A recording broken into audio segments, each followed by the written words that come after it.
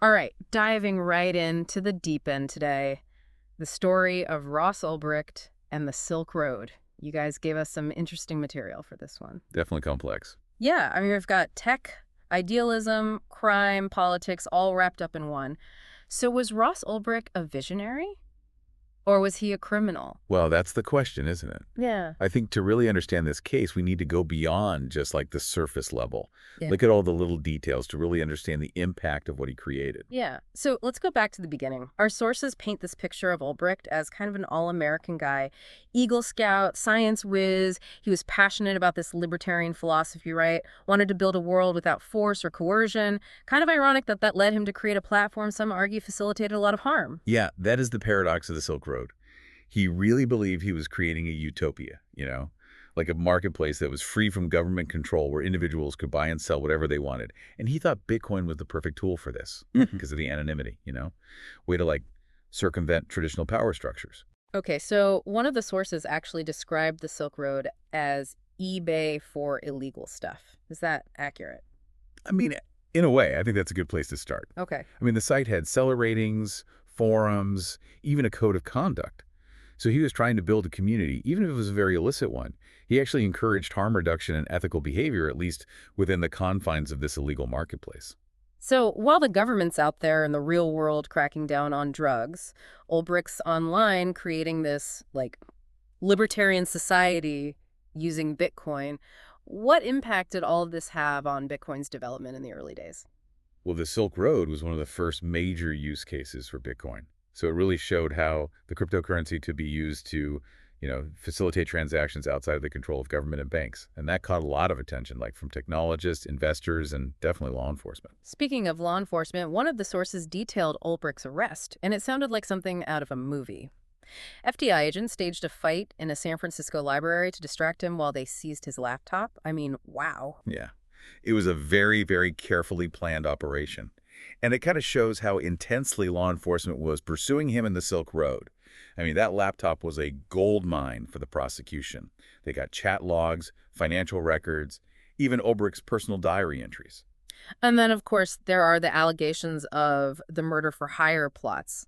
Seems like a bit of a murky area, right? Yeah, the details surrounding those are really complex. He was never charged with attempted murder, but the possibility of these plots definitely factored into how severe his sentence ended up being. 2 life sentences plus 40 years. I mean, that's incredibly harsh, especially for someone who never actually committed a violent act. Yeah.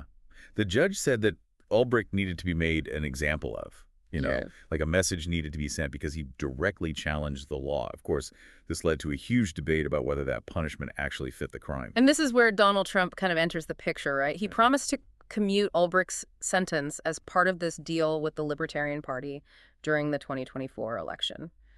Seemed like a strange alliance. The Libertarian Party saw Trump as an opportunity. He was presenting himself as someone who was ready to shake things up, and they believed that Ulbricht was unjustly sentenced.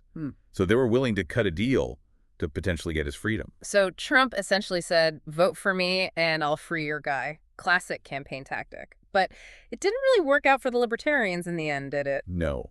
They received their lowest vote share in years, and to top it off, Trump never commuted Ulbricht's sentence. So, yeah, it really raises questions about the sincerity of that whole deal and the motivations behind it. A lot of twists and turns in this case. But stepping back a bit, what does Ulbricht's story tell us about the war on drugs? I mean, the real-world consequences. Well, the Silk Road existed because there was a demand for these drugs. It facilitated the sale of these substances that are illegal in many countries, which is a huge argument against his actions. But those who support Ulbricht say that prohibition itself is the problem. Creates dangerous black markets and actually fuels violence. Yeah, they argue that he offered like a safer way to buy drugs than like street-level drug dealing. They point to things like those harm reduction forums on the Silk Road. They emphasize how there was all this focus on product quality and the reduction in violent crime because it wasn't a traditional black market. So like a harm reduction approach, even if it was operating outside the law. Yeah, pretty much. And of course, the ethical and legal stuff, that's really complex. But the Silk Road definitely forced people to think about other ways to deal with drug policy than what we traditionally do. So let's go a bit deeper into the tech side of all of this. You mentioned before that the Silk Road was on the dark web. I mean, what does that even mean? Well, imagine the internet is like a city. Okay. The websites you go to every day, like Google, Facebook, Amazon, those are all in the well-lit public areas. But then there are also those hidden alleyways and underground tunnels, and that's kind of where the dark web is. It's like this network of hidden sites that you need special software to get to. So it's hidden on purpose, like from the average person using the internet. Right. And that anonymity, it attracts a lot of different kinds of people. Some of them just want privacy, but then others are doing illegal stuff. Yeah. The Silk Road used software called Tor, and what that does is it bounces your internet traffic through all these different relays across the world. So it's really hard to track. And Bitcoin was the currency of choice because it was decentralized and hard to track, right? Exactly. The way that Bitcoin is set up, where it's not controlled by any one entity, that was really important to how the Silk Road worked. If they used traditional payment methods like credit cards, it'd be super easy to trace back to individuals.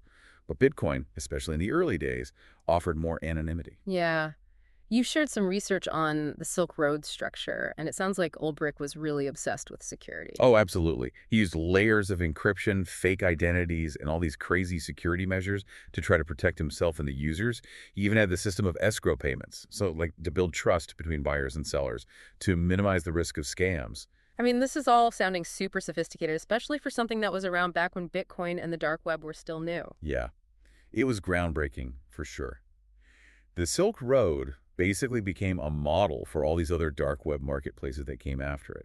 It really showed what could be done if you combine technology and anonymity. Okay, but all of that secrecy and security, I mean, it wasn't enough to keep Ulbricht hidden forever. How did the FBI end up shutting down the Silk Road and catching him?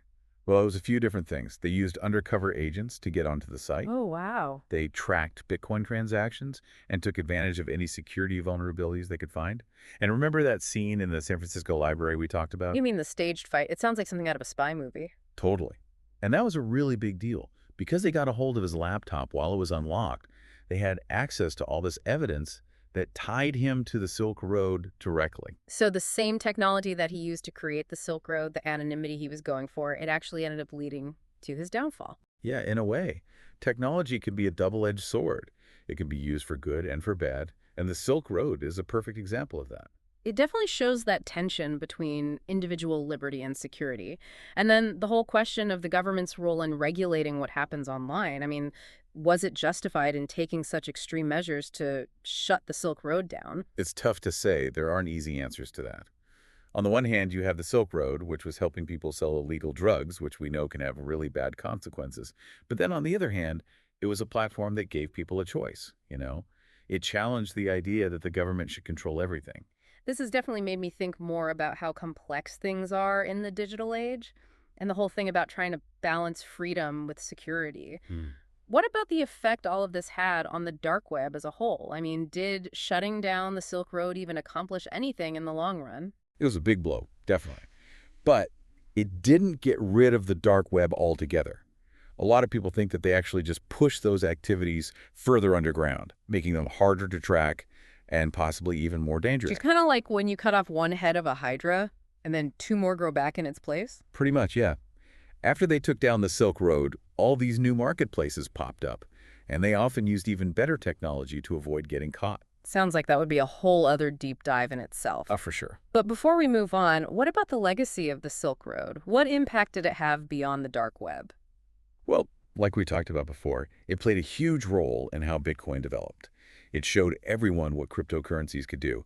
And even though it was illegal, it started important discussions about harm reduction, drug policy, and what the government's role should be online. So even though it got shut down, the Silk Road still left its mark. It's a story that makes you think about some uncomfortable questions about technology, freedom, and all the unexpected results that can happen when you try to force your vision onto the world. Exactly. And those questions are more important than ever now that the world is becoming more and more digital. We've been talking about the legacy of the Silk Road, right? And how, even though it was shut down, it still had a big impact on things like how Bitcoin developed and what happened to the dark web. But one of the articles you gave us talks about fentanyl and how dangerous the online drug trade is getting. How has the dark web played a role in that? Yeah, that's a really important point. So the Silk Road, at least back when Ulbricht was running it, they at least tried to have some rules and encourage harm reduction. But the other dark web marketplaces that popped up afterward, they don't always follow those same ideas. And the anonymity that makes the dark web so attractive, it also makes it harder to regulate, harder for law enforcement to do anything about it. So even though the Silk Road had its own code of conduct, it basically made it possible for these even more dangerous marketplaces to exist, ones that are way harder to control. What does that mean for the fight against, like, drug trafficking and trying to reduce the harm from drug use? It's a tough question. I mean, law enforcement all over the world is constantly trying to catch up, using all this high-tech stuff to try and get into these marketplaces and find the people behind them. But the technology keeps changing, and because the dark web is so decentralized, it's like trying to hit a moving target. Sounds like a losing battle. What are some of the things they're doing to combat the illegal drug trade on the dark web? One thing they focus on is trying to disrupt how cryptocurrency is used, because that's often how people pay on those platforms. Law enforcement is trying to track Bitcoin transactions, figure out who's laundering money, and seize any assets tied to illegal activity. But Bitcoin is supposed to be anonymous, right? So how effective can that really be? Well, it's not really anonymous. It's more like pseudonymous. Every transaction is recorded on this thing called the blockchain, which is like a public ledger. So even though people might use fake names or try to hide their transactions, investigators can still follow the Bitcoin trail a lot of times. They can connect it back to real people. So even in the world of cryptocurrency where it's supposed to be anonymous, there's still like a digital fingerprint. Yeah, in a lot of cases. And as technology gets better, those fingerprints are easier to find. They're even developing all these fancy blockchain analysis tools that can track how cryptocurrency moves and figure out patterns tied to crime. So it's like this constant back and forth, criminals trying to stay ahead of law enforcement and investigators coming up with new ways to catch them. But is shutting down these marketplaces like they did with Silk Road, is that even a real solution? I mean, that's the big question, isn't it? Yeah. Some people say it just makes things worse. It pushes the activity further underground where it's even harder to find and potentially more dangerous. But then others argue that it's important to disrupt these networks, even if it's just a temporary fix. And then you have the whole issue of drug use itself. I mean, is the way we've been fighting the war on drugs, is that even working? Is it addressing the root causes of addiction and all the harm that comes from it? Well, that's a discussion that goes way beyond just the Silk Road and the dark web. But Ulbricht's story and all the debate it's caused, it definitely shines a light on how complicated drug policy is and how we need a better approach. It's interesting, right? Ulbricht said he wanted to create a world with less force, less violence. But then his creation, the Silk Road, ends up getting shut down by the government. Now he's in prison for life. Seems kind of ironic. Yeah, it does, doesn't it? It makes you wonder about how far individual liberty can go and what role the government should have in controlling people's behavior. And then there's the whole thing about unintended consequences when you try to force your vision on the world. So as we're wrapping up this deep dive, I just keep coming back to one question. Was Ross Ulbricht a visionary? Or was he a criminal? Or was he both? What do you think? Well, that's something you'll have to decide for yourself. Ulbricht was a really smart guy. He had big ideas. He created something totally new, but he also broke the law. And what he did helped sell drugs that hurt people. There are no easy answers with this one. It's a story full of contradictions and ethical questions, not to mention all the tech innovation involved. And it's a story that still makes people think, makes them question things about freedom and security and the role of technology. So thanks for joining us for this deep dive. We hope you learned something new about the Silk Road and Ross Ulbricht.